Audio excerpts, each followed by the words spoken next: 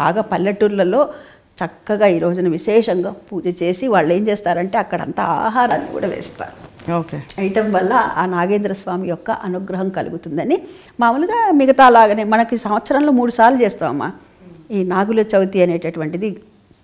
ఈ శ్రావణ మాసంలో ఒకటి, రెండవది కార్తీక మాసంలో ఒకటి, ఆ తర్వాత సుబ్రహ్మణ్య షష్ఠి, సుబ్బారాయుడు షష్ఠి అంటాం కదా, అది సుబ్రహ్మణ్య షష్ఠి. ఈ గరుడ పంచమి రోజున ఈ విధంగా పూజ చేసి చిమ్మిరి, చలివిడి, వడపప్పు ఇవి పానకం ఇవి నివేదన పెట్టడం వల్ల ఆ స్వామి యొక్క అనుగ్రహం కలుగుతుంది. మనకి ఎటువంటి బాధలు ఉండవు, అంటే ఈ విషపురుకుల వలన బాధలు ఉండవు అని చెప్పి అనమాట.